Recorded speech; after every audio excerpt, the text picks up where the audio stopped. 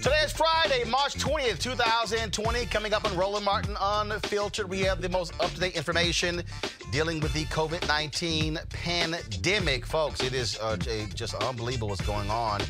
We now have a third state that's on complete shutdown. We'll tell you all about it. Retired General Lloyd Austin, 4-star. He knows what it's like to send troops in command when it comes to fighting terrorism. How would the military be conducting this national security issue? And that's exactly what this is. We're looking forward to that interview with him. Also, folks, we'll have how long is this pandemic going to last? The answer is in understanding how the virus actually works. We'll talk about that with a biological scientist. Also, with millions of people working low-wage jobs, how do they protect the money they have in these uncertain times? So we've got a full show for you, trying to bring you as much information as possible. It's time to bring the funk on Roland Martin Unfiltered. Let's go. He's got it. Whatever the miss, he's on it. Whatever it is, he's got the scoop, the fact, the find. And when it breaks, he's right on time and it's rolling. Best believe he's knowing. Putting it down from sports to news to politics. With entertainment just for kicks, he's rolling. It's on go, roll, y'all. It's Roland Martin, yeah. Rolling with Roland now. He's funk, he's fresh, he's real, the best, you know he's Roland Martin now.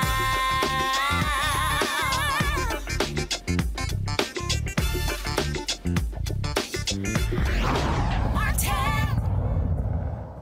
As of today, there are 16,026 cases of COVID-19 in all 50 states and 3 U.S. territories. At least 213 patients with the virus have died. Folks, this thing is continuing. The Trump administration continues to say that more tests are being made available, but now we keep getting word from a number of hospitals that they are running out of masks. They're running out of gowns. Some say that you have one hospital CEO said one company is trying to charge them $7 per mask when they normally cost 58 cents. Yesterday, Donald Trump stood before the cameras and talked about what he said was a promising drug to fight coronavirus, but then he said the FDA approved it, but then the FDA had announced last night, no, it has not been approved. It's still going through testing. Lots of conflicting statements coming out in today's news conference. Here's some of it. We've also temporarily waived all interest on federally held student loans. They'll be very happy to hear that.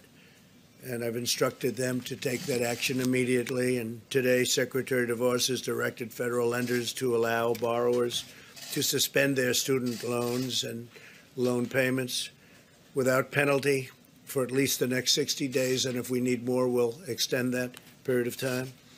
Borrowers should contact their lenders, but we've given them very strong instructions. So we've temporarily waived all interest on federally held student loans. All right, folks. Also, the issue came up when it came to testing and the conflicting information that we keep hearing. Here's Dr. Fauci answering that question. Go to my iPad. When will every American who needs a test get a test and be able to get a test? And why not have medical equipment being shipped right now to hospitals who need it? You're hearing very positive things about testing. And just so you understand, we don't want every American to go out and get a test. 350 million people. We don't want that. We want people that are that have a problem, that have a problem with they're sneezing, they're sniffling, they don't feel good, they have a temperature. There are a lot of different things. You know them better than I do. So ready? We don't need that. But what we are having is we're having these private labs have come in. They've been really fantastic. And we also have a great system for the future. Because as I said, we inherited, meaning this administration, an obsolete, broken system that wasn't meant for anything like this. Now we have a system that you can see, because look, we're well into this and nobody's even talking about it, except for you, which doesn't surprise me. There are Americans, though, who say that they have symptoms and they can't get tests. Well, okay. What do you say to the Americans who are I'm not hearing it, but we don't want everybody to go out and get a test because there's no reason for it. Yeah. Americans who have symptoms. We'll do one more after this.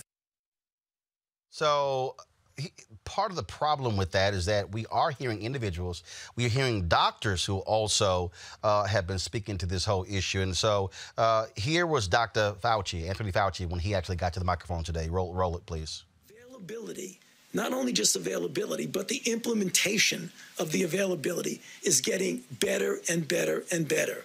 Having said that, I understand and empathize with the people who rightfully are saying, I'm trying to get a test and I can't. So is that a way of saying we are not yet at a point where we are meeting the demand pressure? Well, the answer is yes, John. We are not there yet, because otherwise people would be never calling up saying they can't get a test. The availability, not only just availability. When you get a straight answer. New York Governor Andrew Cuomo is also holding daily briefings, and he's made it clear that the city, New York, is being shut down as a result of coronavirus. We're going to take it to the ultimate step, which is we're going to close the valve, all right? Because the rate of increase in the number of cases portends a total overwhelming of our hospital system. So we're going to put out an executive order today, New York State on pause, policies that assure uniform safety for everyone. Yesterday, California Gavin Newsom gave the exact same order. 40 million folks in California shelter in place. We need to bend the curve in the state of California. And in order to do that, we need to recognize the reality. The fact is, the experience we're having on the ground throughout the state of California, the experience that's manifesting all across the United States, and for that matter, around the rest of the world, require us to adjust our thinking and to adjust our activities. A state as large as ours, a nation state, is many parts, but at the end of the day, we're one body. There's a mutuality and there's a recognition of our interdependence that requires of this moment that we direct a statewide order for people to stay at home. I want folks to know that we've lost a lot of volunteers that, simply are concerned and understandably are staying at home, and our food banks and others that have relied on volunteers and the community spirit need a little support. And so we're going to provide that support. This shouldn't be alarming. It's humanitarian only, but we'll send out about 500 of our extraordinary leaders in the National Guard to help with the distribution and the food. Again, just purely humanitarian. A few moments ago, Illinois Governor J.B. Pritzker also announced that Illinois is going to be they stay in shelter until April 7th. So a lot of things are developing just in real time as folks were trying to get a handle on this. Joining us right now is someone, again, who knows very well when it comes to the military, how things are handled, how do you deal with issues like this, trying to mobilize and get people organized. That is retired General Lloyd Austin. He, of course, was the 12th commander of the United States Central Command, the first black commander, the head of the organization, and also served as the commanding general, the last commanding general of the United States Forces Iraq Operation New Dawn. And so, General, certainly glad to have you here on Roland Martin Unfiltered. Glad to be here, Roland. All right, so as someone who has commanded troops, when you look at this this coronavirus epidemic, we're seeing it going on all across the country. You have states who are saying shelter in place. The federal government has not given that order yet. They're trying to get a handle on it. Tests are increasing constantly. As someone who has commanded troops, do you believe that we're at a point where what these governors are doing, Fauci has been saying, we actually need to do this? We got to shut the country down in order to get a handle on making sure people are getting tested, folks not congregating, and to understand how widespread this thing is. Clearly, it's widespread. What's dangerous about it, a lot of things are dangerous about it, but what's alarming is that it's moving with incredible speed, and it can be transmitted very, very easily.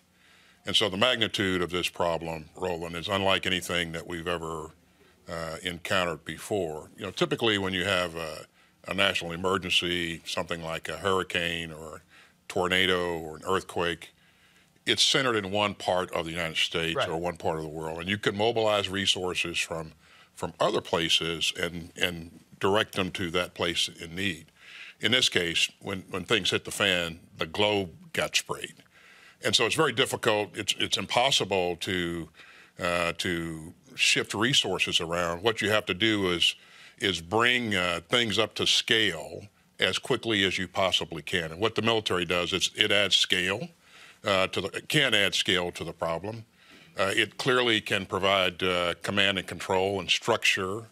It has capability in the form of labs and some other things, and it has some of America's best people. The military has been employed or utilized in a number of national emergencies, but we are typically not the lead federal agency when it comes to something like this. Typically FEMA is, and that's the case in this case.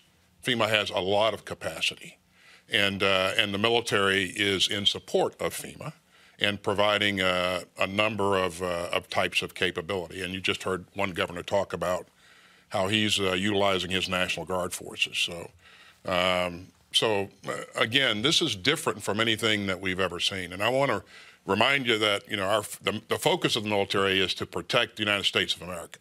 And by the way, we still have troops deployed in Afghanistan and Iraq and other parts of the world. The medical capabilities of the military are focused on supporting those troops that are deployed and helping the military to gain and maintain the required readiness in order to be able to protect the country. So the military adds significant value can add significant value to an issue like this. By the way, I doubt that you'll see, and anything can happen, but I doubt that you'll see in the near term that the president will issue an order for the entire country in terms of, stay put or something of that nature. Why is that? I think that's probably best left to the local governance, the governors, the mayors, to work through that. The national government, I think, is focused on providing resources and direction and those types of things. But what you have, though, is you have yesterday, Trump stood there and said, look, federal government, we're not shipping clerks. And you have others who are saying, no, the federal government can use its power. And for instance, with this one CEO who said a company is trying to charge $7 per mask when it normally costs 58 cents. Mm-hmm. The power of the federal government is to be able to say, come in, take a seat, do this, and this is what's going to happen to you. I mean, that's where, but that's also where leadership comes in.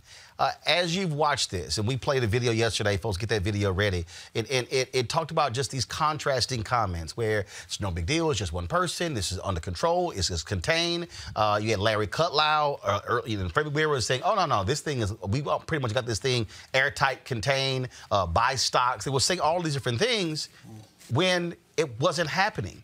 And so at some point, leadership has to be honest about exactly what's going on so people are hearing the truth and you're not getting these conflicting messages. Yeah, and I do think that as time has evolved and our scientists and our doctors have had a chance to take a look at how this thing has progressed on the international stage, it's provided an ability to model a bit more and better. And so now I think the true threat is clearly recognized not only by our government but by governments around the world. And so recognizing the potential of kind of the breadth of the spread of this and the speed at which it's moving, this requires a national effort, not just a whole of government effort, but a national effort.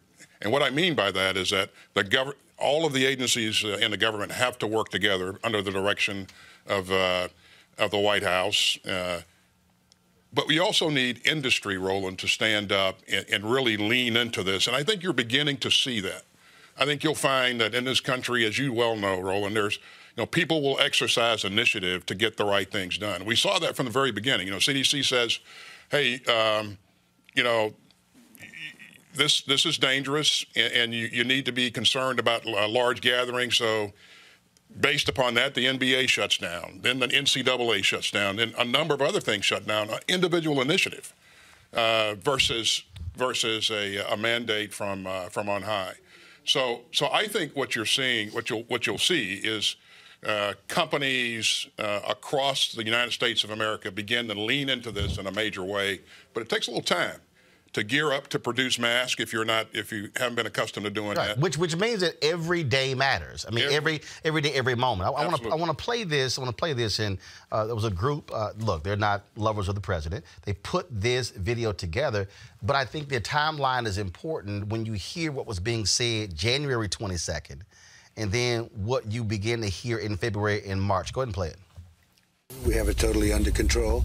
It's one person coming in from China. We think we have it very well under control. We pretty much shut it down coming in from China. You know, in April, supposedly it dies with the hotter weather. When it gets warm, historically, that has been able to kill the virus. People are getting better. They're all getting better. And the 15 within a couple of days is going to be down to close to zero. It's going to disappear. One day, it's like a miracle. It will disappear, and you'll be fine. They're going to have vaccines, I think, relatively soon. Not only the vaccines, but the therapies. Therapies is sort of another word for cure. You're talking about very small numbers in the United States. Our numbers are lower than just about anybody. It's really working out.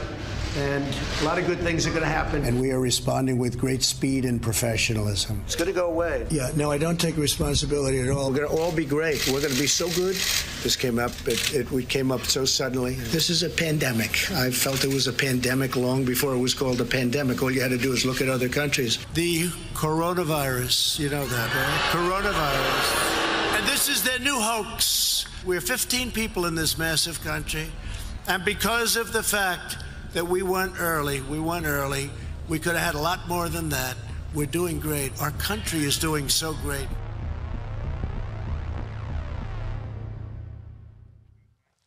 As somebody who's led massive amounts of people, does that frustrate you when the commander-in-chief makes those statements and it gives the impression early on, no big deal, everything is fine? When the scientists were going, no, it's not. In fact, when there's a military intelligence unit that began to track this, they were saying, this thing is real. Those comments, that's probably what drives me crazy, because that's what led to people going to beaches and keep having gatherings, because it's kind of like, oh, it's contained. He said it's fine. There's no doubt, Roland. I've not heard anyone say, or very many people say, that we weren't late to need. We were late to need. Certainly I wasn't in the room when when the input was being provided to senior leadership and the assessments were being made. But I think that when your experts are telling you something, then it pays to listen to them, and it pays to begin to focus on gathering up the resources to address the problem. And obviously, we didn't do that in a timely fashion. Now we're racing to catch up. And again, we understand more and more each day about this threat.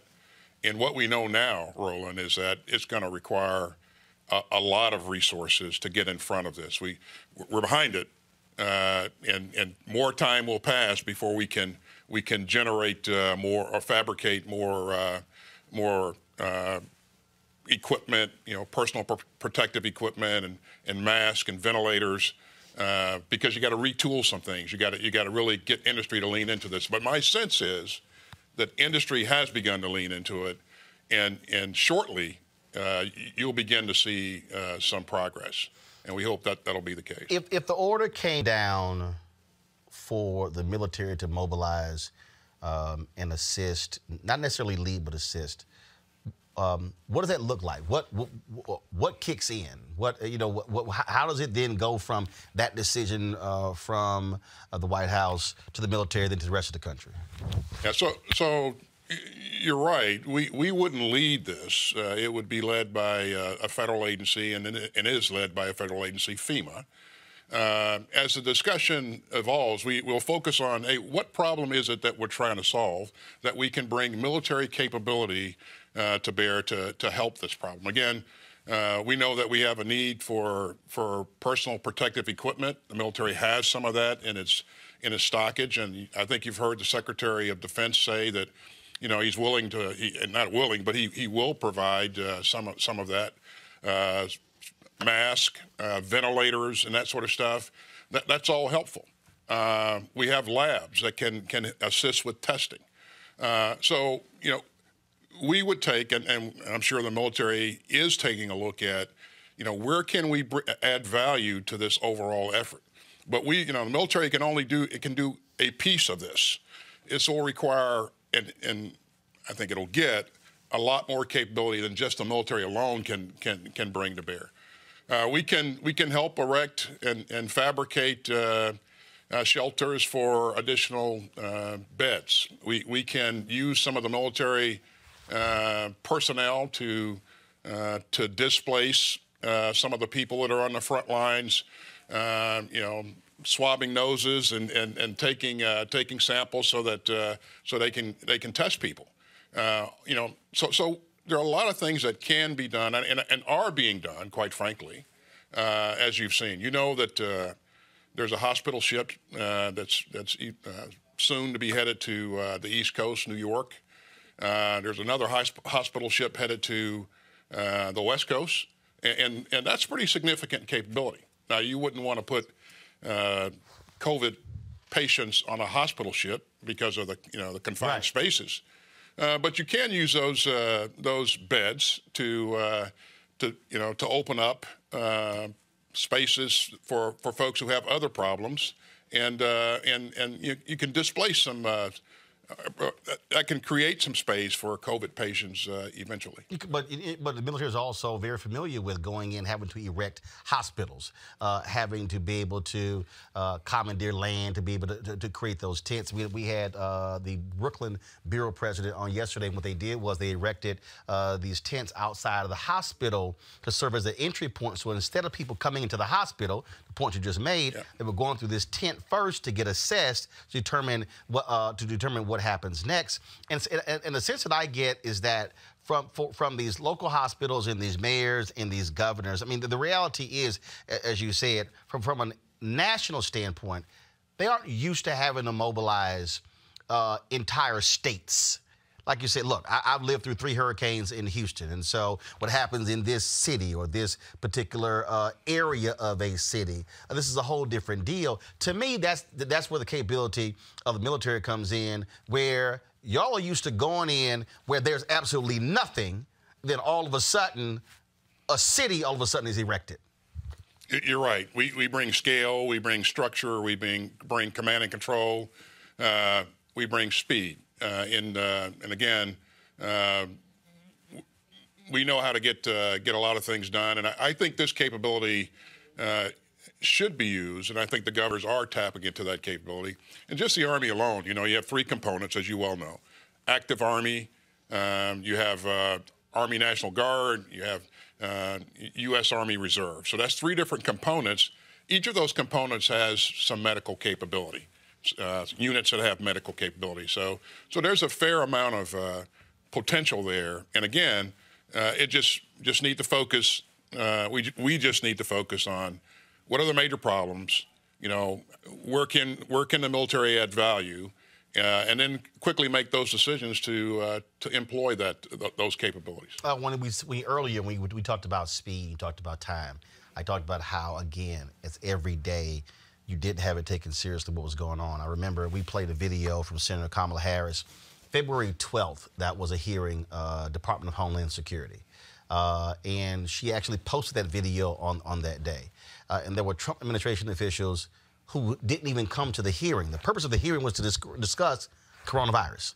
And the response was, well, we don't have our talking points together. Here were United States senators who was a hearing on February 12th who were saying, hey, what is happening here? And that seemed to be a huge problem in this whole idea of just, well, we're not really ready to talk about it. And now all of a sudden it's like, oh, no, we were always serious about it. But then when you look at the response, when you look at the fact that we still are not, despite all we're hearing, we don't have massive testing. You still have people who are showing symptoms, whose doctors are saying, I need them tested. They said, oh, they're not serious enough. And doctors are going, what in the world am I supposed to do? And to me, that delay of being able to have mass production of those tests, being able to go to those companies and say, what capability do you have? How can we retrofit your companies to now produce ventilators? Things along those lines. That to me was for me a dereliction of duty from this president in the White House, by not taking it seriously, has put us in the position that we're in now? I think, again, we are late to need, but I think that you'll see, once all the segments of our society, of this country, are engaged, and I think we are at this point, I think you'll see things begin to pick up steam, and that flywheel begin to spin, and it'll come up to max RPM a lot faster than people would have thought possible. But again, you got to. I'll ask you this. I understand, Ben. Look, you respect the chain of command, being the general, 4-star. When it comes to these news conferences, should the scientists be leading them? I've always felt that having the folks who are the experts talk about the significant issues is the way to go. I think they're committed to providing factual information to the public, and that's really, really important in a way that the public can comprehend and digest. What we want to make sure is that people understand what it is they need to do to protect themselves and their families, and understand also that the system is beginning to work hard to deliver the capabilities that we'll need to counter this going forward. Last question. Are there one or two things currently not being done that you believe should be done? Well, I think you've heard a number of people say that we need to increase the amount of tests available so we can get a better picture of how big this problem really is. And again, since I am not in the decision-making loop and I don't fully know all the things that are being done, I don't care to second guess at this point. I suspect there are a number of things happening behind the scenes that we're not aware of. But I would tell people that if you want to know what the military is doing, if you go to DOD.gov and look at the latest updates, you'll see what the Department of Defense is doing. If you want to know what the Army is doing, you can go on the web and figure out, or gain information about the latest decisions that have been made to deploy resources or employ resources. So I think a lot more information is out there now, Roland, than was just 48 hours ago. So I encourage people to be proactive, check out the websites to see what people are doing and what they're actually, the decisions that are actually being made. Well, and we also have to be mindful of the fact that members of the military are also impacted by this as well, because we need to ensure that they're being tested and we know whether or not they have coronavirus and how their families are impacted. We're seeing that with medical personnel because they can't go home. They can't actually see their family members. And so that's one of the things that we have to also remember as well, that they might be National Guard, they might be in Army, Navy, Air Force, Marines, Coast Guard, but they still are regular folks who are dealing with the same thing we're dealing with. You're exactly right. And when you unplug a nurse out of the civilian community and mobilize that person to go be in a National Guard unit, you've just taken away a little bit of capability out of the community that you need there. So you have to really be careful about what decisions you're making and what kind of capability you're trying to take and apply to the problem set. What I would leave you with, Roland, is that our military has never failed this country once in the country's existence, not once.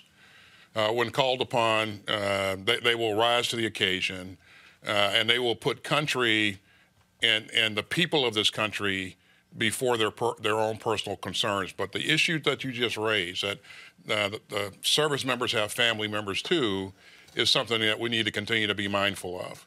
The military will always want to do our part or their part to help, and again, they have never once failed the United States of America. So. General Lloyd Austin, retired 4-star general. We appreciate it. Thanks a lot. Thanks for having me. And so in the history of the Army, how many African Americans have been 4-star generals? Is it 7, 8? I think we're up to 9 now. Okay. All right. Well, our goal is to get. I was number 6. Bro. You were number 6. Yes. Wow. That's crazy. That's crazy. So and also when I interviewed General Brooks, one of the things he told me, he said that y'all always make sure that when one retires, there's always one who's coming online. So who's the current active duty four-star general in Army? General Mike Garrett. He's the commander of United States Army Forces Command down in Fayetteville, North Carolina, Fort Bragg, North Carolina. He's a great American, and one day you should have him on your show. All right, we'll do that. Well, luckily, of the total number, I've actually talked to 5 of them. So I'll talk to probably a majority of them. So we'll definitely try to get them on as well. All right, General, I appreciate it. You should have us all on at one time here at some point, Roland. Right, and guess what? Y'all can probably all fit on one set. Absolutely. Which is not a good thing. General, we appreciate it. Thanks a lot. Thanks, Roland. All right, folks. Again, as I said, the U.S. has suspended all non-essential traffic across its borders with both Mexico and Canada. Italy announced another record-breaking death toll, folks, 627, up from 427 the previous day. The country cited 9,600 people in one day for violating its lockdown. Also, when it comes to your taxes, y'all don't really want to talk about that. It's been extended from April 15th to July 15th. And also, stocks continue to fall. The S&P 500 fell by more than 3%. Going to go to break. When we come back, more breakdown of the latest with the coronavirus right here on Roland Martin Unfiltered. You want to support Roland Martin Unfiltered? Be sure to join our Bring the Funk fan club. Every dollar that you give to us supports our daily digital show. There's only one daily digital show out here that keeps it black and keep it real as Roland Martin Unfiltered. Support the Roland Martin Unfiltered daily digital show by going to RolandMartinUnfiltered.com. Our goal is to get 20,000 of our fans contributing $50 each for the whole year. You can make this possible. RolandMartinUnfiltered.com. All right, so a lot of y'all are always asking me about some of the pocket squares that I wear. Now, Robert don't have one on. Now, I don't particularly like the white pocket squares. I don't like even the silk ones. And so I was reading GQ magazine a number of years ago, and I saw this guy who had this pocket square here, and it looks like a flower. This is called a shibori pocket square. This is how the Japanese manipulate the fabric to create this sort of flower effect. So I'm going to take it out and then place it in my hand so you see what it looks like. And I said, man, this is pretty cool. And so I tracked down, it took me a year to find a company that did it.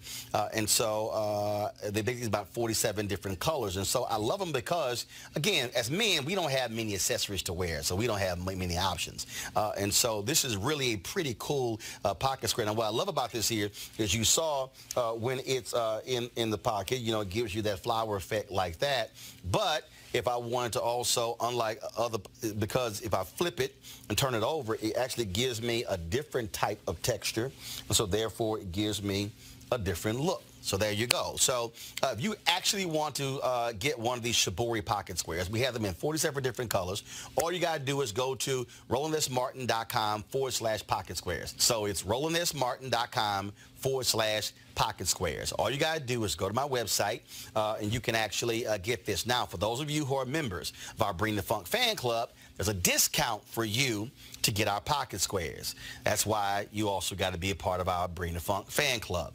And so that's what we want you to do. And so it's pretty cool. So if you want to jazz your look up, you can do that. In addition, y'all see me with some of the feather pocket squares. My sister, who's a designer, she actually makes these. They're all custom made. So when you also go to the website, you can also order one of the customized feather pocket squares right there at RolandSMartin.com/pocket squares. So please do so. And of course, that goes to support the show. And again, if you're a Bring the Funk fan club member, you get a discount.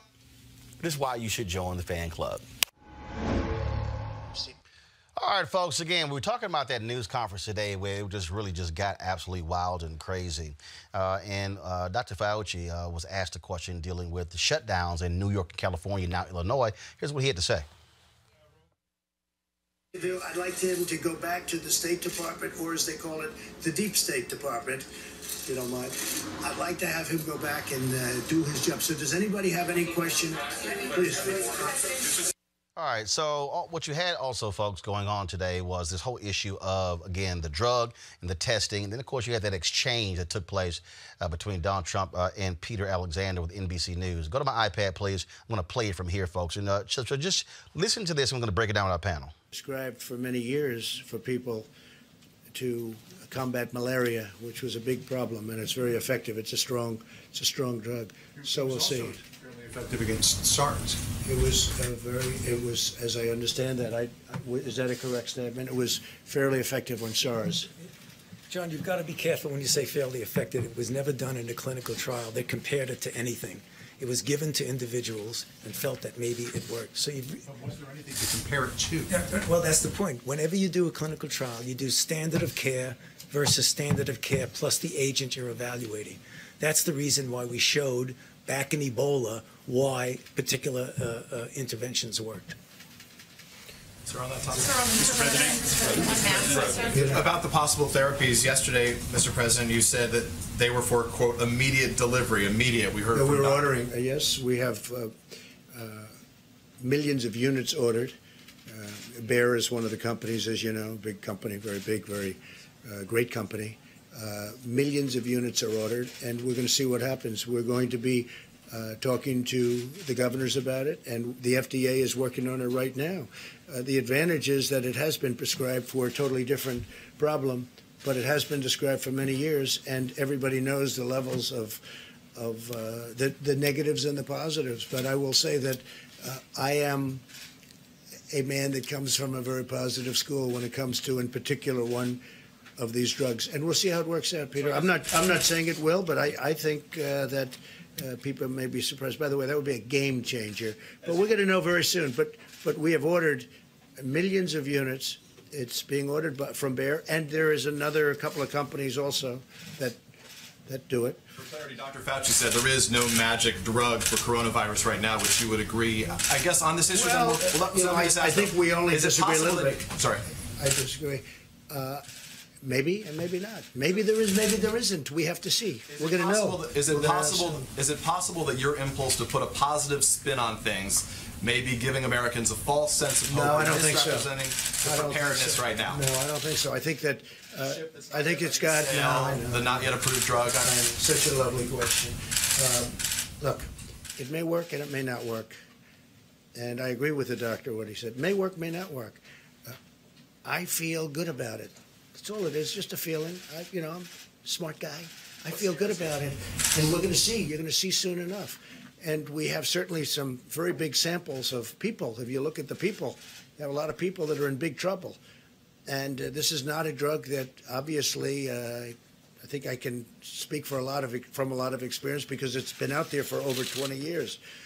So it's not a drug that you have a huge amount of danger with. It's not like a brand new drug that's been just created that may have an unbelievable monumental effect, like kill you. We're going to know very soon. And I can tell you, the FDA is working very hard to get it out. Right now, in terms of malaria, if you want it, you can have a prescription. You get a prescription. And by the way, and it's very effective. It works. I have a feeling you may, and I'm not being overly optimistic or pessimistic. I sure as hell think we ought to give it a try. I mean, there's been some interesting things happened and some good, very good things. Let's see what happens. We have nothing to lose. You know the expression? What the hell do you have to lose? Okay? So what do you say to Americans who are nearly 200? I'll just follow up. John, go ahead. Dead. What do you say to the Americans who are scared, though? I guess nearly 200 dead, 14,000 who are sick, millions, as you witnessed, who are scared right now. What do you say to Americans who are watching you right now who are scared? I say that you're a terrible reporter. That's what I say.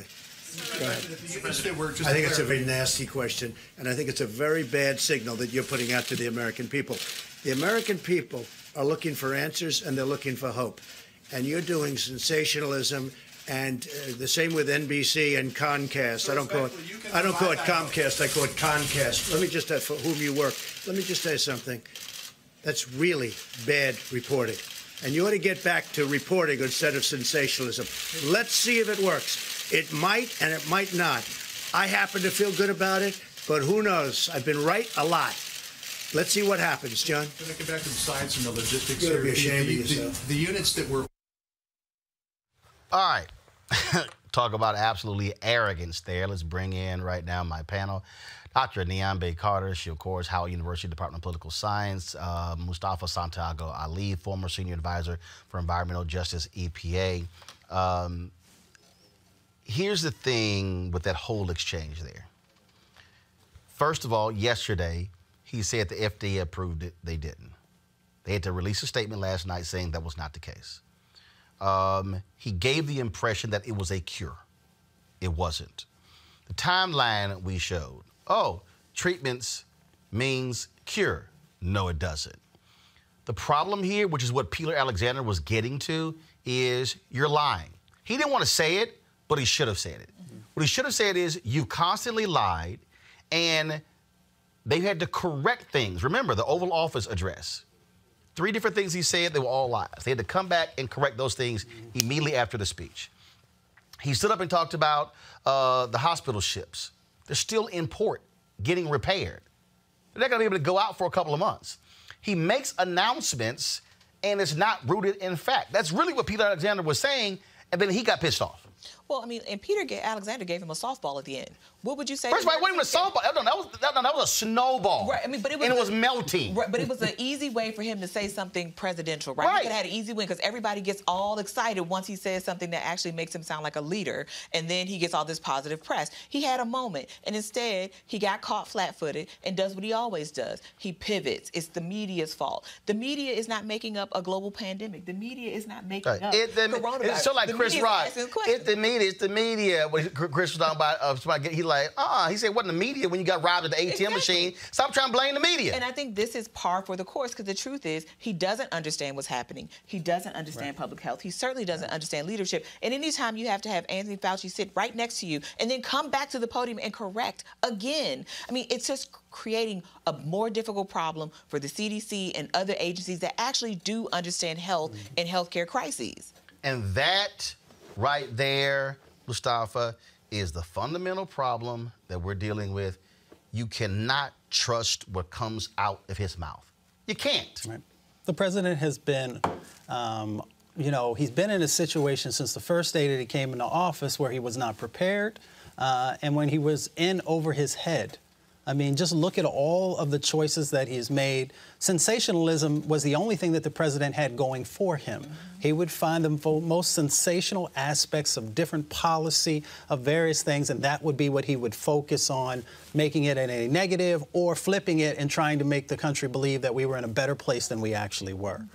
I resigned from the federal government over 3 years ago now. I started talking about the coronavirus in January the 24th because I found out from some other scientists how serious they thought it was in mid-January. So if somebody who does not work and does not have the same access that the president does can know how serious this is, then it says something about the president. It was another exchange. I think this is Cecilia Vega on ABC. Go to my iPad, please. I'm just thinking the application here. So that would be under sort of a modified compassionate access? We're doing that, I guess, and that's what it's called, yeah. Yes. I would like Dr. Fauci, if you don't mind, to follow up on what the president is saying. Should Americans have hope in this drug right now? And, sir, I would like to follow up on Peter's question here. Could you please address Americans in this country who are scared right now? This is a very valid concern that people have. No, there really isn't that much of a difference in many respects with what we're saying. The president feels optimistic about something, his feeling about it. What I'm saying is that it might be effective. I'm not saying that it isn't. It might be effective, but as a scientist, as we're getting it out there, we need to do it in a way as while we are making it available for people who might want the hope that it might work, you're also collecting data that will ultimately show that it is truly effective and safe under the conditions of COVID-19. So there really isn't different. It's just a question of how one feels about it. Is there any reason to believe it's not safe? Well, certainly as a drug, any drug, John, has some toxicities. The decades of experience that we have with this drug indicate that the toxicities are rare and they are, in many respects, reversible. What we don't know is when you put it in the context of another disease, whether it's safe. Fundamentally, I think it probably is going to be safe. But I like to prove things first. So it really is a question of not a lot of difference. It's the hope that it will work versus proving that it will work. So I don't see big differences here. I agree. Sir, your message to Americans who are working at home, who have their children in their homes right now, who are homeschooling, doctors who say they don't have the masks they need to do their jobs, your message to them. My message to the American people is that there is a very low incidence of death. You understand that. And we're going to come through this stronger than ever before. If you get it, if you happen to get it, it is highly unlikely. It's looking like it's getting to a number that's much smaller than people originally thought in terms of the ultimate problem, which would be death. My message to the American people is, number one, you've done an incredible job. Incredible what you've gone through. It's been incredible. It wasn't their fault. It wasn't their fault. It wasn't the fault of 140 other countries where this has happened. And there is tremendous hope. And I think we're going to come out stronger, better, bigger in every way. I think we're going to be a better country than we were before. And we learned a lot. We learned on reliance, who to rely on, who not to rely on. But our country has been incredible, the way they pulled together, including the fact that I just spoke to Senator Schumer. We had a wonderful conversation. We both want to get to a good solution. But it's been really, for me, watching and seeing people that weren't speaking, getting along well, because we all have one common aim, and that's to get rid of this invisible enemy, get rid of it fast, and then go back to the kind of economy that we had, and maybe even better. Yeah, please, in the back. No, in the back. This is what, again, it's the lying. First of all, y'all let it run, because I'm looking for something else. No, go to the split screen. Because I'm looking to pull the audio down. I'm looking for something. We're going to be helping them a lot. We're going to be focused. Why the hell is Sean Spicer asking a question? Hold up. I'm sorry. I'm sorry. What the hell was that? They are really the engine behind our country. Sean Spicer all of a sudden is in the... yeah, pull the audio down. What the hell was that? Sean Spicer, really? He pulled the audio down of that just for us. Here's the whole piece here. He lies. To sit there and say, well, it's not, it's all about death. There are more people who are dead today than a month ago. We said it, 16,000 cases. The number's increasing in New York State, in Washington State, in Louisiana. What world is this dude living in? But this is the thing. Donald Trump has routinely done this, which is played fast and loose with the facts, and then you have to have other people come clean it up. And the fact of the matter is people will continue to die because he's very cavalier about this, saying, oh, you'll just get sick. Like it's just going to be a case of the sniffles. This is a very serious disease, and I think he's treating this as if it's just a cold or it's just something that won't really kill that many people. But isn't one person dying one too many, particularly when we knew in January that this was happening, particularly when you had health officials saying this thing is coming, and if we don't test people and we're not proactive, this is going to spread. This is exactly what happened. I mean, and now we're here reaping the whirlwind. There's a reason states are shutting down. Absolutely. I had a guy who, matter of fact, John Ziegler, he's been, first of all, I think I have the Sean, go to my iPad. I think I have the Sean Spicer question. I'm still laughing at it. Go. No, in the back, please. Mr. President, I have two questions, if you'll indulge me. The first question is, many small businesses are concerned that they have weeks, not months, and are worried about how long it'll take. We're going to be helping them a lot. We're going to be focused, a big focus, and including my conversation with both Mitch and with Chuck, a big focus of that conversation with small business. Here's the thing that it is baffling here. The governor of California says shelter in place because, based upon the numbers that we've run, 56% of all Californians are going to get this. There are 40 million people in California. He's saying more than 20 million are going to get it. To then go, oh, this thing is slowing down, but it's like, no, that's something that's actually happening in the world, and then something totally different in his brain. Right. But you have to, so let's go back just a little bit in history. The president has never believed in science. When there you go. See science folks talking, he ignores them. When he came in, he tried to get rid of all the science advisory committees. He began to take scientists away from their scientific jobs and put them in accounting jobs and other types of things at other agencies where people left. At the Environmental Protection Agency, he did everything that he could to manipulate science so that he could manipulate policy so that those who are making profit could continue to do so and to expand that. And here's the other part. The president lives in a billionaire bubble. He lives in a place where he is protected from many of the things that everyday people have to deal with. Now, Corona may be a different situation where, yes, he may actually get impacted because he may actually contract the virus. But his administration has lived. They have created policy. They have implemented different types of steps from this privilege paradigm, which I call the billionaire bubble, where you think you can do whatever you need to do and you will always be okay, and the folks on the outside just have to live with it. Of course, the coronavirus pandemic showed up in the middle of spring break. Didn't phase a whole bunch of young people that act like that nobody can get it. And here was some video, of course, from Florida. Hold on.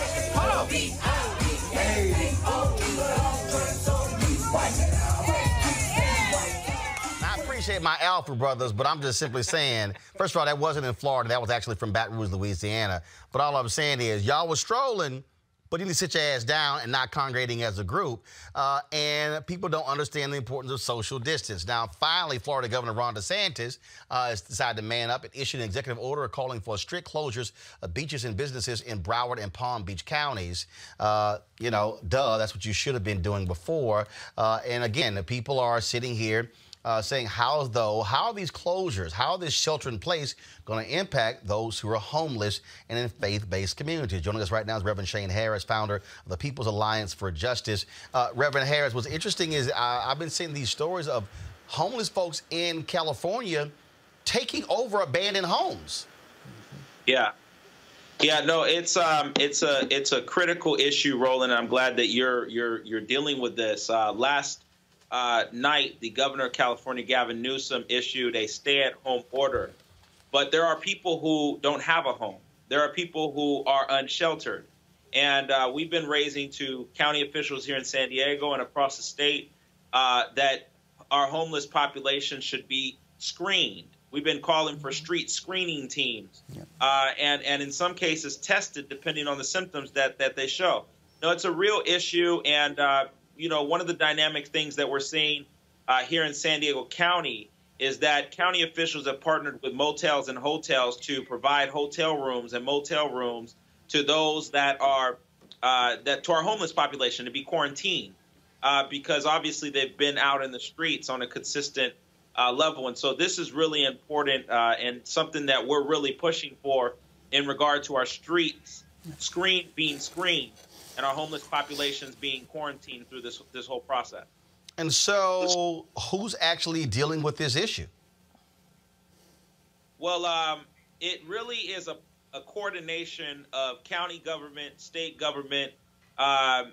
We don't think the federal government is doing anything about this on a federal level, but state and county government here in California are really partnering to try to partner with hotels and motels across the state to provide these rooms to our homeless population. And I believe that the state of California and our local county government, and I know particularly here in County of San Diego, what happened was that county government basically is funding these hotels to be able to provide this space to homeless folks out in the streets so that we can quarantine them for at least the next few weeks until this thing slows down. What are you advising these cities and counties to do? I mean, because, look, we've been dealing with this homeless issue. We've seen it really rise up over the last 6 or 9 months. Cities have been talking about how much of a crisis it is, especially on the West Coast, where, of course, the cost of homes is exploding, places like San Francisco and L.A. What should be happening in cities and counties across the country? Well, I think that I like the idea that of partnering with hotels and motels to provide a temporary space to our unsheltered populations. But I also think that what I mentioned is that there needs to be consistent screening in this whole crisis and public health outbreak with our homeless populations. You're not seeing people being screened. They're not social distancing. I had the chance to visit a shelter just a few days ago here in San Diego County, because obviously I'm not traveling. And one of the things that I'm very concerned about is that when I went to the shelter and I had my mask and my gloves and everything on, but there is a serious issue outside of the shelter, people not getting in, shelters are overcrowded, and this is why the hotels and motels are important, but we're calling on county and state officials to start screening the streets. There are people that need to be identified that are homeless, and they need to be screened for symptoms. If we're not screening them, then we're not testing them. And you know that can be a real large issue to this public health outbreak our homeless and unsheltered populations, which could be carrying the virus and spreading it across the city, our cities, towns, and counties. Real concern to us that they're screened and then tested. All right, then. Reverend Shane Harris, founder of the People's Alliance for Justice. We appreciate it. Thanks a lot. Thank you. This is what I've been saying. What this is exposing are the multiple facets, the gaps in this society. That's what this is exposing. Absolutely. And when you talk about folks like the housing insecure, which like a lot of different kinds of people who are couch surfing, people who are maybe living in cars for a while, people in shelters in these different communities, they don't really have the ability to just go out and go to the doctor if they get a sniffle. So there are lots of concerns. You're also talking about people who may have other kinds of chronic health conditions, which will then make this virus all the more dangerous to those folks. So I think there's a lot to consider when you're talking about the housing insecure and even dealing with people's shame around not being able to provide a steady place for themselves to live, perhaps their children to live, and having to overcome that stigma so that we actually can do something to actually help people in a proactive way. But for sure, with the housing crisis we see, whether it be California or DC or New York, I mean, that's not going to go away. And long after this virus is done, we'll still have to be thinking more proactively about how we find people long-term and short-term solutions to their housing insecurity. And part of that is the cost of housing. We have 500,000 people in this country, and that's the conservative number, who are homeless, who are housing insecure. Ben Carson, where have you been? You had the opportunity to make sure that we had affordable housing. You come from a situation like that when you were growing up, so when you took this job, you should have been doing everything that you can to make sure that we no longer have this housing situation that we have going on. Our homeless brothers and sisters also sometimes suffer from mental illness. So when we're talking about social distancing, when we're talking about this new set of stressors that the virus brings, you've got to be thinking about how you're going to help them to navigate that and to make sure that the capacity and the tools are in place to help them to understand what's going on and where the resources are to be able to help them. If you're not doing that, then you're creating additional gaps in the system. All right, folks, with so many mandatory shutdowns in states across the country, people who are following directions and staying at home are wondering how long this virus is going to be a danger to everyone. The key to that is understanding how viruses grow and mutate. Here to join us, here to talk about that is Dr. Joseph Graves, professor of biological sciences at North Carolina A&T University. So, Dr. Graves, so break this thing down, because now we're hearing, now people are scared to even touch packages. Now we're hearing that that the coronavirus is airborne, that it could now reside on the corrugated boxes for 4 or 5 days and surfaces. So now people are just totally freaking out. And so walk us through exactly, what all of that means. Is that true or not true? From what we know, viruses can persist on surfaces for a number of days. What I've seen in terms of the coronavirus is 72 hours, but that's always going to have a plus or minus to it. So the key with regard to touching surfaces is always going to be maintaining your own personal sanitation. That means if you receive a package in the mail, you should probably leave that packaging outside if you can, take out the contents that you need, and then you should thoroughly wash your hands. And that means getting a lot of soap on there, getting in between your fingers, getting your nails. Okay, how about this? Okay, how about this, Doc? Okay, so I got a package today from Amazon. So you're saying I should open it up outside? But then, no, I can. But then, shouldn't I also open the box that's inside of the box and take the item out? And then, because again, if the item came from a company in China or from some other different company, I mean, and so then, but what about the item itself? Somebody had to assemble it. So what do I do? Do I then spray the item down with something and then wipe it down? Again, if you can wipe down the item with an antiseptic, it's probably a good practice. The chances of, let's say, if this thing was assembled in China 6 months ago, the chances of a virus staying viable on the surface of that item is very low. But at the end of the day, your protection is always going to be assume the worst and use soap and water and keep your hands clean. And in particular, after touching items, make sure they don't go near your nose, or your eyes. Got it. So again, I'm gonna go back. So if we get a package, so let's just say now not just a package that came from Amazon, but let's say it's a package. We went to Costco or Sam's or even a grocery store. It's a box of cereal, okay? You went to the grocery store, it's a box of cereal. So what you're saying is if you went shopping and then you got that package and then you came home, what you should do is, if that box of cereal, get some wipes and wipe the outside of the box down, then go wash your hands? I think the best thing to do would even be to transfer the cereal into your own container. Okay, transfer the cereal in your own container and then throw out the box. Okay. Out the box and then wash your hands. Oh, so same thing. If somebody went out and bought a pack of cookies or whatever we bought that's in another container, then what we should do is transfer it. So if it's some meat, put it in Ziploc bags or whatever the heck, and then throw that package out. But absolutely, before we touch it, wash our hands, and then after we throw it out, wash our hands.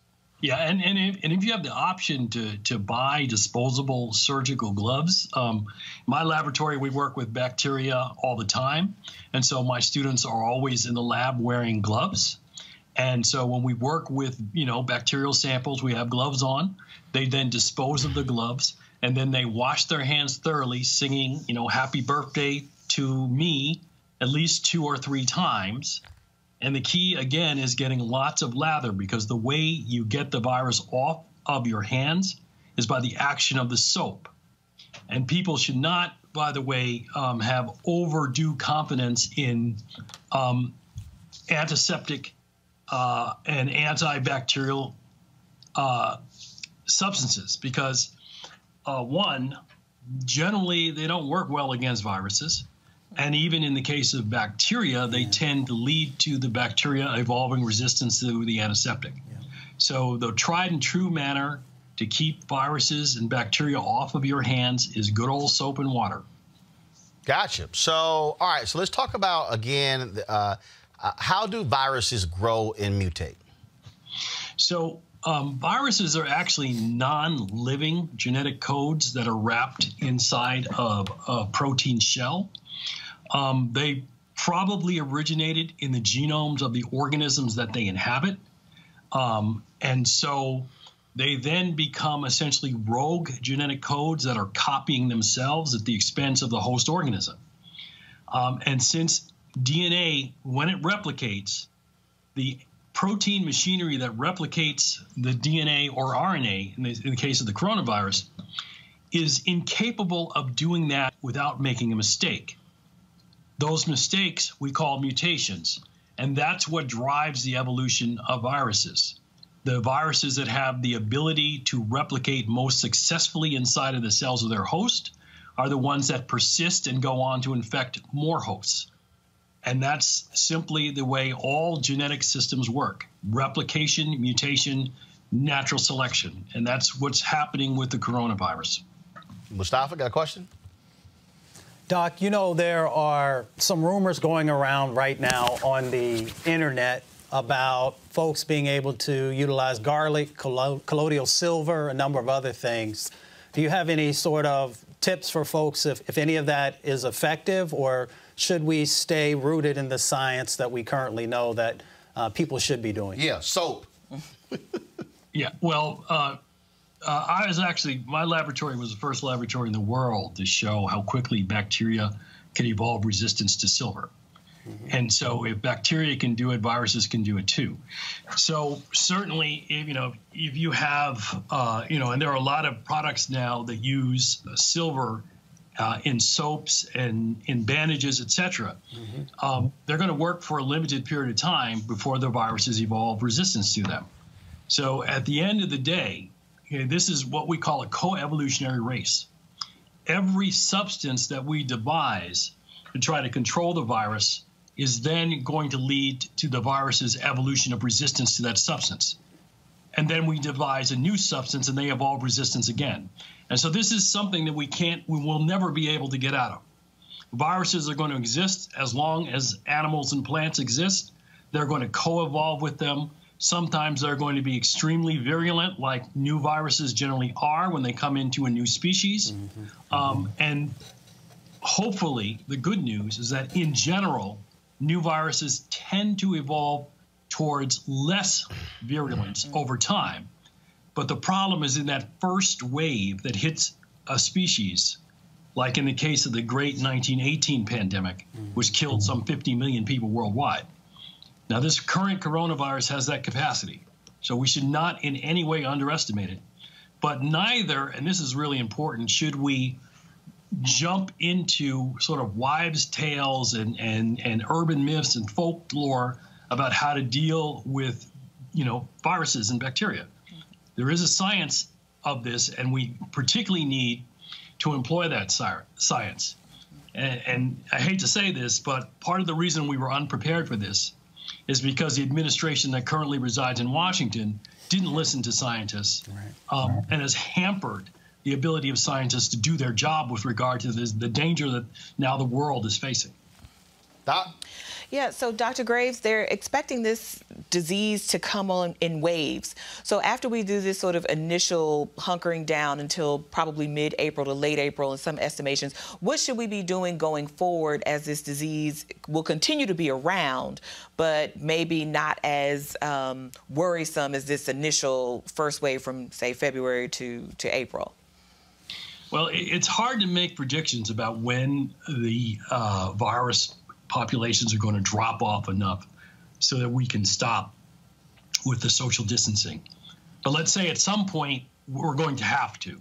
And so it's either the virus kills us all off or we get to the point where we feel safe enough to be able to resume, sort of life as normal. But what I said earlier in the program is always going to be your best friend with regard to personal sanitation and being careful about what you touch, when you touch it, and it going near your eyes and nose. So even before this specific virus, that was always good practice. And the other thing that I want to make really clear to the viewers on the show is people in my field, I study microbial evolution, we've been warning the world about these coming pandemics for near 70 years. And this corona outbreak is just one of many that we're going to experience, particularly as the human population grows, as more people are packed into less space. We've created the conditions by which viruses and bacterial disease have basically a windfall opportunity to spread themselves. So this is something is not going away. So we need to change the way we live, and we need to do it soon. So, Doc, when you say that, when you say change the way we live, break that down. Well, I happened to hear some of the discussion before I came on the air. And one of the things that really wealthy people don't seem to understand, that one of the unanticipated side effects of income inequality is creating a reservoir of people, for example, homeless people and incarcerated people, who are always going to be the target of these viral and bacterial diseases because of the conditions that they have to live in. But those people also come in contact with surfaces where rich people are. So if they think they're going to be safe by, cloistering themselves in their own communities while allowing the majority of people in this country to go homeless or underemployed or thrown in jail, then they've got things absolutely wrong. Because even in their best interest for us to have people with places to live, people with employment that is meaningful, it's important for us to end mass incarceration. Even if you were just going to not even talk about the social justice aspects of it, epidemiologically, it is a terrible idea. Doc, one of the things I find to be very interesting, and granted, you're a scientist. Some might say this is a question of faith, but also could be science. And that is, when you look at where we are now, I saw there was a video in Venice, and because the ships have not been able to travel, the dolphins have returned to the area near where people walk. there was someone who posted a graphic that showed the air quality in Los Angeles as a result of people not being able to travel. I've been hearing all over the place. Folks have been talking about, wow, man, I went for a walk and the air is different not going for a walk. When you hear someone say that this was Earth's way of telling the world, you need to slow your ass down, how do you respond to that? Number one, and if you don't mind, I'd like to share with the viewers that I'm a confirmed Episcopalian. So I don't find any contradiction between my work as a research scientist and my work in the faith community. I don't find any contradiction to that at all. Now, the earth to me is an inanimate thing. So the earth isn't telling us anything. However, our behavior is leading to the creation of a world that is drastically dangerous to the quality of human life.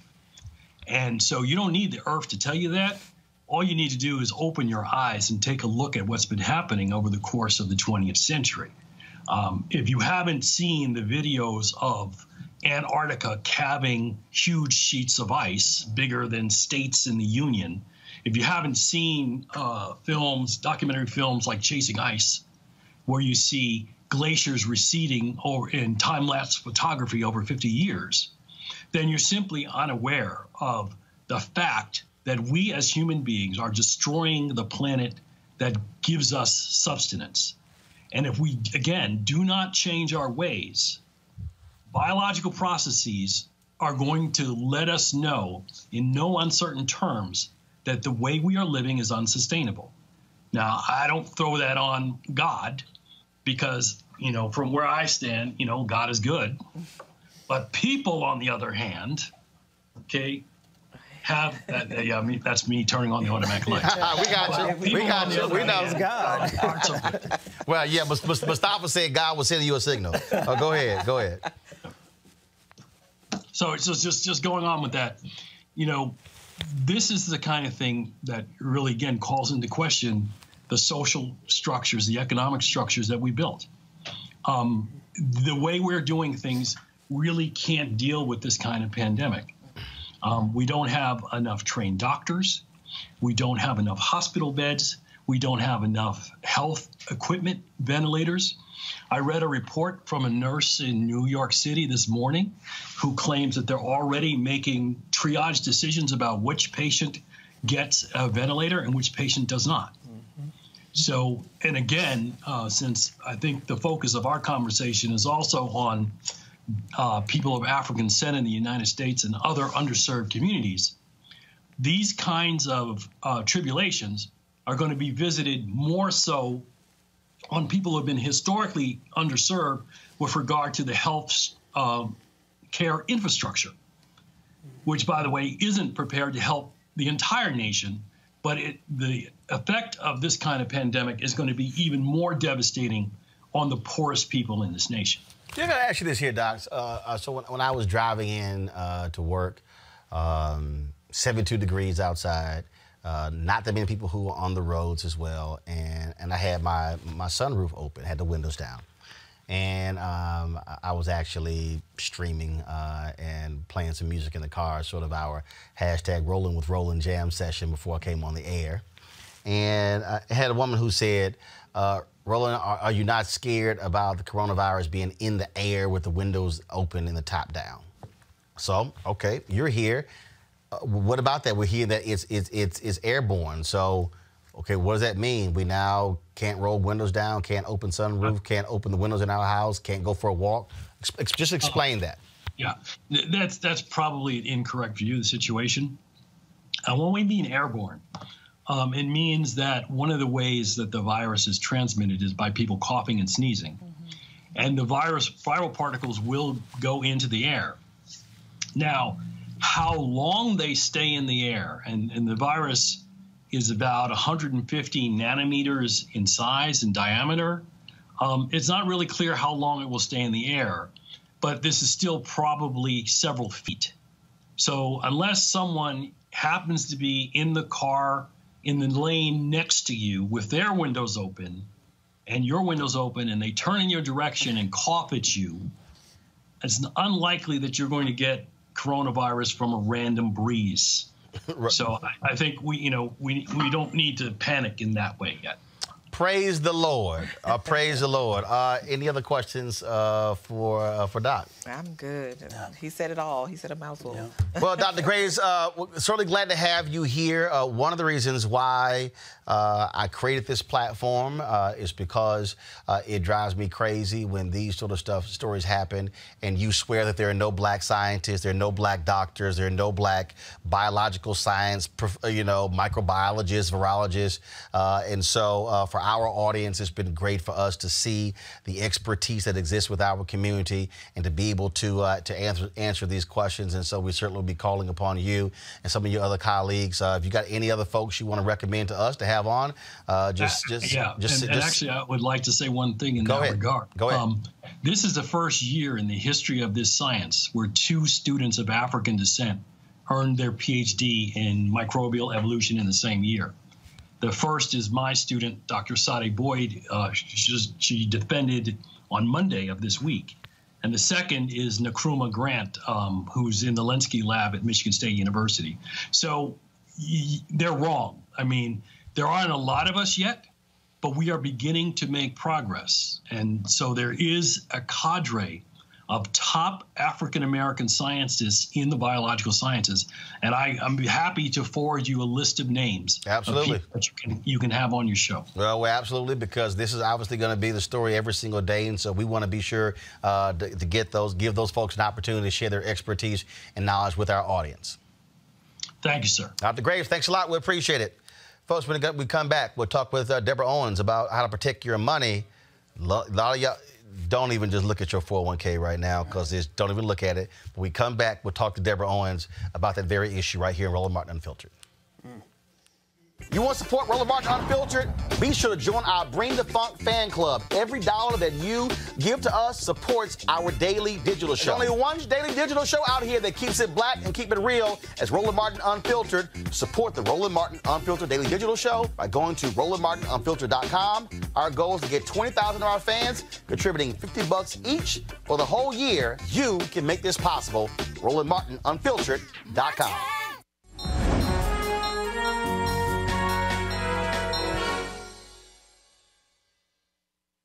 Workers ages 18 to 64, or 44% of all workers, earn low-income salaries. They are our working poor. Applications for unemployment compensation has reached its highest level since September of 2017.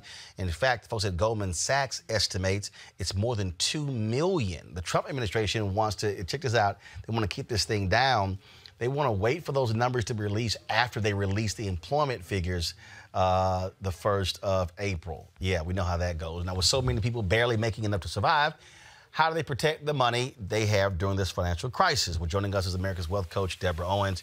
Deborah, we have been seeing the stock market first of all, it's dropped down to the levels when President Barack Obama left the White House. And so all those gains during the Trump administration have been wiped out. I tell people, don't even bother opening up your 401k and seeing that number, because what it was on December 31st, and you look up and all of a sudden it's down 50, 60, 70, 80, $100,000. Just don't even open it and don't freak out. Well, what I would say is this, Roland, and thanks for having me on again. You know, I love having these conversations with you, specifically around what our community needs to be thinking about in this current environment. Now, what I would say is not to not look, but I really want to prepare our community for what we're about to go through. Now, I have the great benefit is how I look at it, is having a perspective of what the stock market crash of 1987 was like. I had just started my career at that point, and I had a very similar, I have this similar feeling But that was a financial crisis. And what we're seeing now is a health crisis that is causing a financial crisis. The other thing that is a little different is, you know, in 1987, the number of people who had 401ks or defined contribution plans was a lot less. And so now pretty much average people have a considerable amount of their investments in with stock market risk exposure. So what I want folks to do is to don't panic, but be prepared. And so what I mean by that is we are already seeing a decline very similar to the same decline that happened in 1929. And that is the market as of today has declined about 35%, which is significant. And its significance, the real significance of it is how quickly it has happened. And so to that end, what I do want to say to your viewers, to our viewers, is this, is that even with a 50% stocks, 50% bonds or guaranteed account, you should, and we're seeing it now, you should anticipate that your investments, the value can decline by more than 30%. Now, in addition to that, if you have a sort of aggressive portfolio where you have, 70 to 80% of your investments in stocks, you could, based on historical performance, anticipate seeing that your portfolio decline by more than 60%. So the key to this is really recognizing what is the worst case scenario. And that's the conversation that I've been having in the Wealthy Youth Facebook community around, yes, for people who are younger, they will have time to ride this out. And just like in 2008, recover.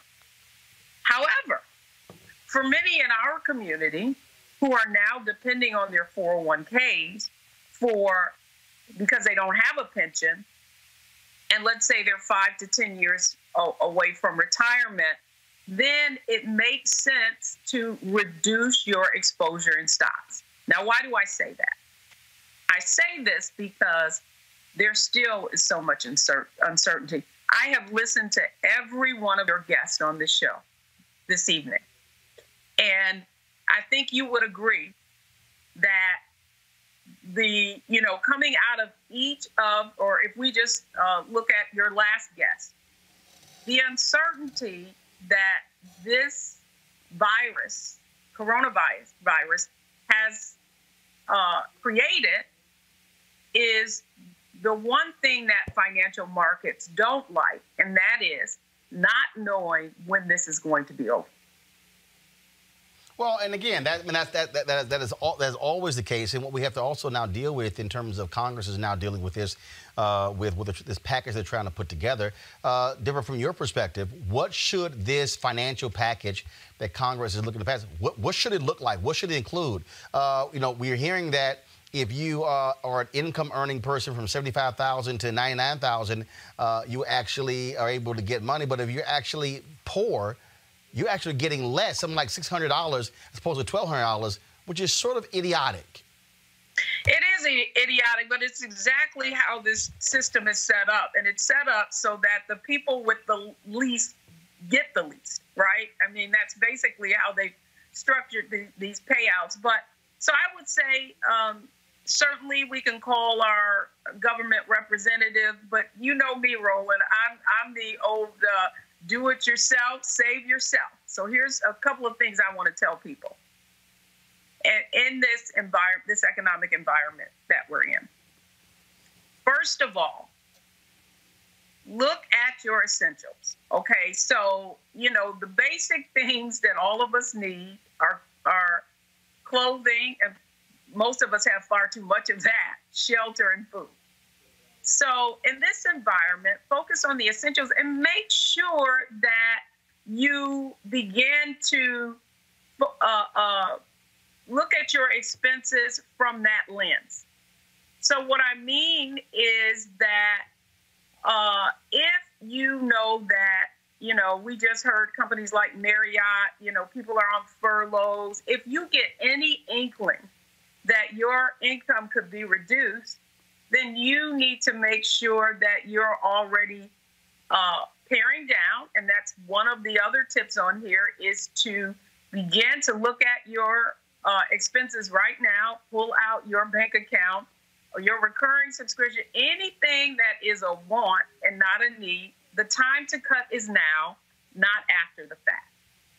The other thing that I want, and I mentioned it a little earlier, is really take a look at your investments and how much stock exposure you have. I don't think many people, certainly, you know, I hear all these, you know, new financial bloggers, all these people kind of spouting off, you know, it's time to invest in that sort of thing. Not for everybody. Okay, so if you are young, you have the advantage of time to recover. I don't think many people have experienced the kind of long-term economic recovery that we could find ourselves in. You know, I don't have a crystal ball, but I have the benefit of age. And because of that, I know recessions, I know bubbles, I know stock market crashes, and we have to prepare ourselves for this being, because of all the uncertainty, for it taking some time to have some economic recovery. So that's the look at how much you're exposed to stock, and you need to, if you cannot afford to, if you don't have 5 to 10 years to recover, then you've got to reduce your exposure. Are there some opportunities in this market? Certainly there is, because if you look at the stocks that have done well and that are still doing well, they are what are now being called stay-at-home stocks, right? So they're your Zooms of the world, where you're able to do teleconferencing. They are, you know, you see there's great demand for grocery stores. So the grocery stores are doing phenomenally well, provided that the supply chain and all of that holds up. So there are some bright spots.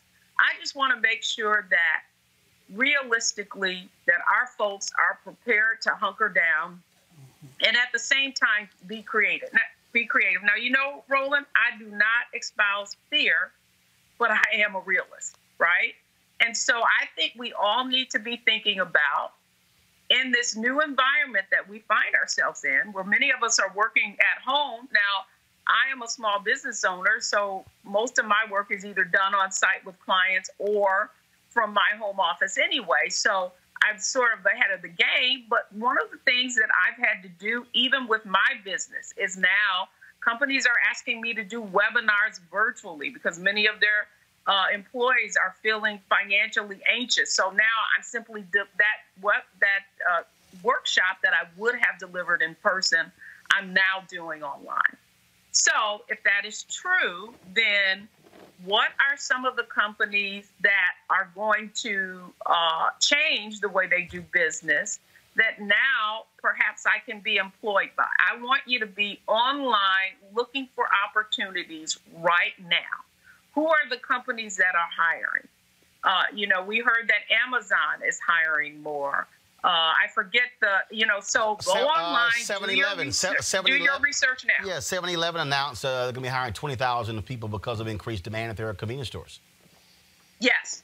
So what I'm saying is, let's not be reactive. Let's be proactive, and let's start looking. I think it was Wayne Gretzky that said, you know, he looks at where the puck is going to go, not where it is. And I think that if we're going to survive and be resilient and weather this economic storm, we have to be creative. All right. Deborah Owens, we certainly appreciate it. If folks want more information, where do they go? Yeah, I tell folks if they want to learn about more tips, they can find us on Facebook, the Wealthy You Community, All they have to do is go in, search for the Wealthy You community, and we are having these conversations every day.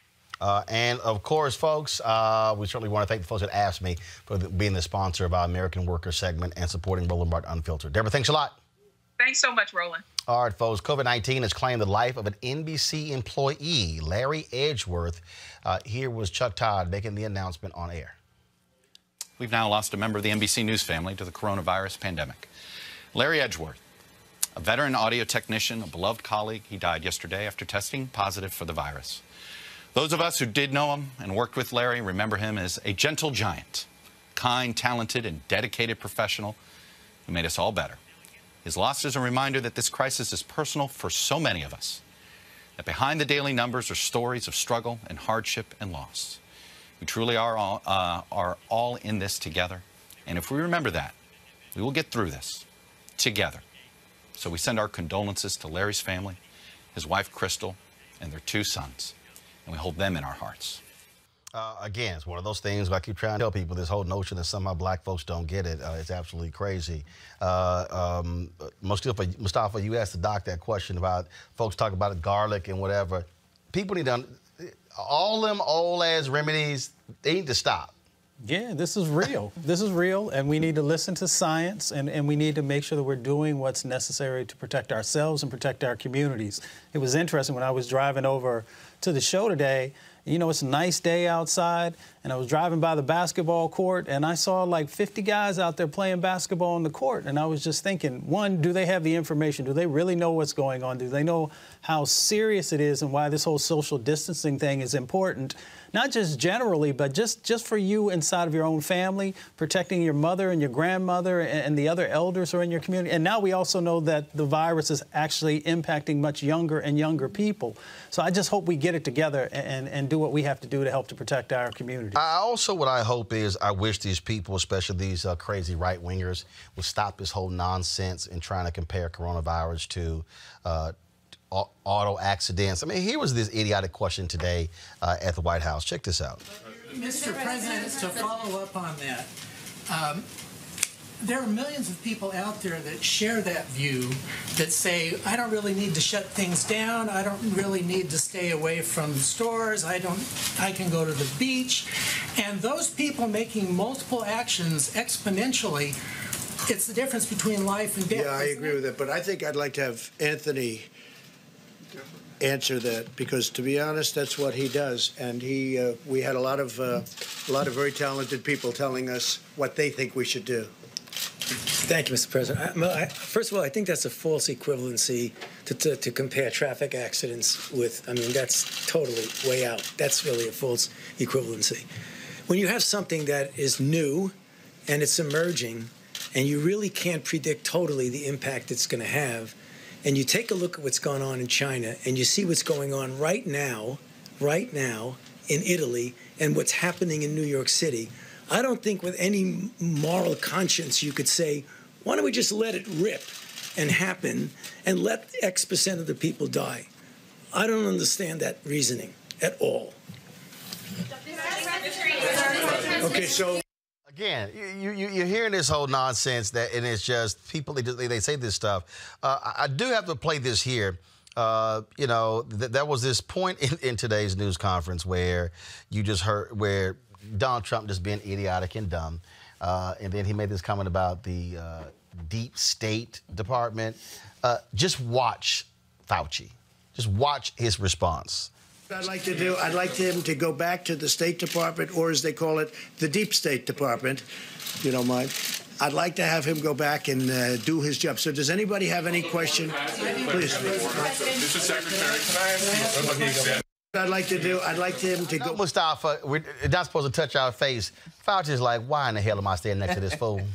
I mean, you know, Dr. Fauci's been doing this for decades and decades and decades and knows what he's talking about. And to have to stand up there when you have a president who has no idea what science is or how it plays a role in a proper administration's decision-making, you know, he deserves to win an Academy Award for being able to stand there and have to deal with this foolishness. He was experiencing that secondhand secondhand embarrassment, right? Like, because standing there, you kind of look like you're co-signing the nonsense, even though that's your job to stand there. And I will give him credit. Every time he goes to the podium, he is saying something that makes sense. But this is the nonsense of this administration. And I think, as much as we may joke, this is going to cost plenty of people their lives. I mean, not just from this disease, but all the residual effects. How many people are going to be unemployed? How many people are going to lose their homes, etc.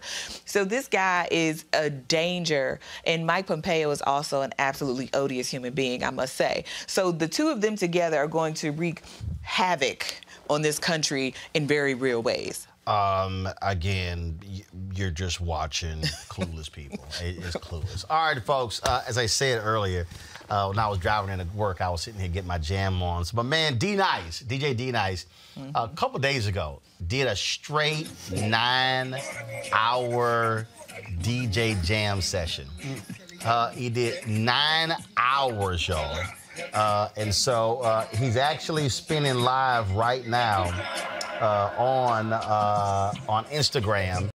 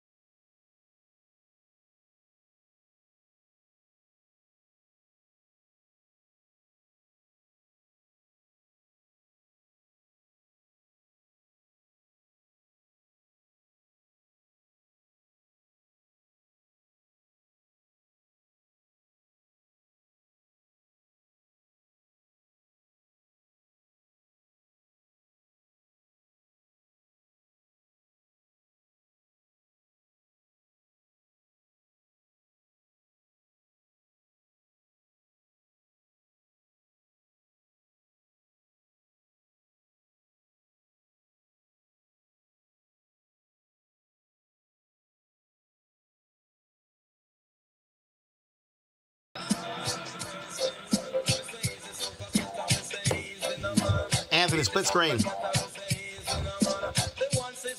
So the problem is, you take guys like D-Nice, DJ Theezy, these cats, they can't DJ. And so we can't go to parties, we can't do anything. And so we saw earlier this week, John Legend and all the different artists start doing these concerts from home.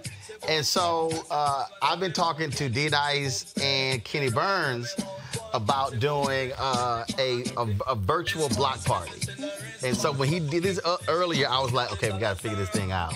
And so I think we figured out how we can have 100 different people tying in at the same time on a video stream.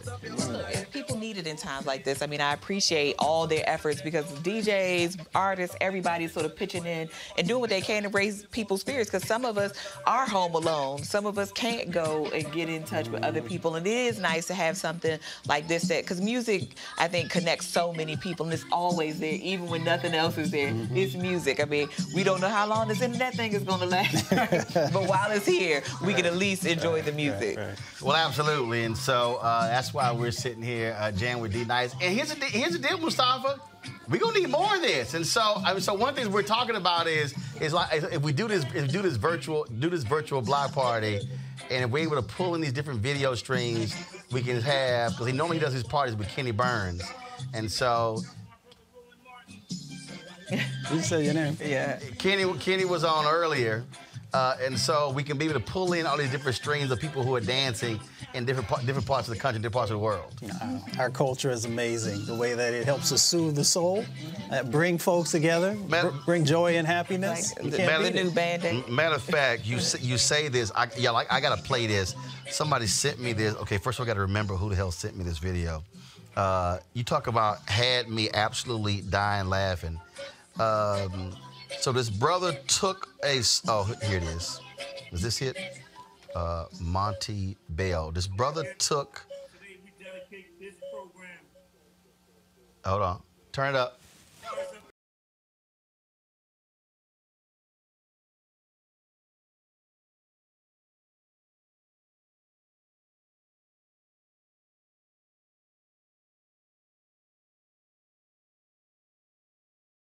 All right, come back. So I'm gonna try to pull this video up. I'm gonna tell you how creative black folks really get. So this brother did this, and if I could pull it up, y'all. When I talk about, I hollered laughing because it was so ridiculous. This brother did this video. So he took this song, and then he remixed it for coronavirus. And it was a okay, DJ Feezy, he's about to go live, and I'm trying to see if I can find this video. Oh my! First of all, it was just ignorant. It was just ignorant. Okay, here it is. I think I found it. All right, Anthony, hold on. Let me watch on IGTV. Let me see if I can turn it this way.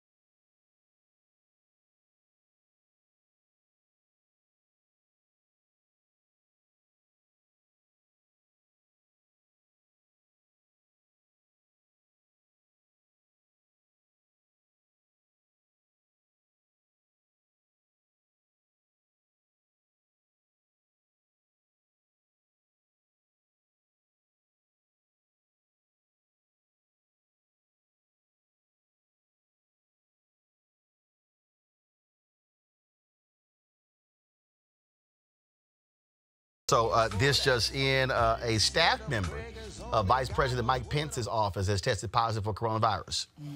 Their statement, Peter Baker of the New York Times, they released it saying that person didn't have contact with Pence or Trump. We don't believe nothing they say, but we'll see what happens with that. So, folks, if you want to support what we do, go to RolandMartinUnfiltered.com. Join our Bring the Funk fan club. You can support us via Cash App, PayPal, or Square. Every dollar you give goes to support this show to make it possible for us to keep giving you the kind of information you're not going to get anywhere else. Please be sure to go back and watch all the shows we've had this week. We have some amazing guests you're not going to see anywhere else. I certainly want to thank retired General Lloyd Austin for being with us today. We had retired General Kip Ward, another 4-star, who was with us on Wednesday as well. And so, giving that perspective in terms of the military, we want to thank, of course, Mustafa and Dr. Carter as well for being with us today. And so, folks, and we always end the show on Friday, showing you, of course, all the people who support what we do. Don't forget this weekend. So we are going to try to work on this virtual block party. And so look for our update. And then my wife was supposed to give a sermon on Sunday at a church in Maryland. Obviously, they're not having services. So we're going to actually live stream the sermon on our platform. That's going to be on Sunday, and so that's what we're going to do. And then on Monday, I wanted to do it today, but we were so caught up with some other different things. So next week, what I'm going to do is I'm going to actually bring in all different gadgets. And so all you churches out there, especially a lot of small black churches that are trying to figure out how they reach their members, we're going to show them different ways on how they can actually live stream as cost effective. It's not going to cost them a whole bunch of money.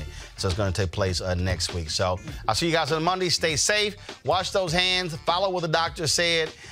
And please don't congregate in groups. It's okay. Learn how to FaceTime. Learn how to use Google Duo. As a matter of fact, that's important. If you have an Android phone and somebody has an iPhone and you can't, obviously with FaceTime, it's only Apple to Apple, download Google Duo. Google Duo essentially serves the same thing. It allows for you to do a video conference free. It's an app between an Android and an iPhone and vice versa. So if you got an iPhone and you know somebody who has an Android, get Google Duo. Both of you must download the app. It allows for you to be able to have a video conversation between both individuals. And so we'll also have Mario Armstrong on the show next week, Tech Guru, giving you some great information on how, with social distancing, how we can stay in contact with folks by utilizing technology. And so we're going to have all that for you as well. All right, y'all have an absolute good one. I got to go.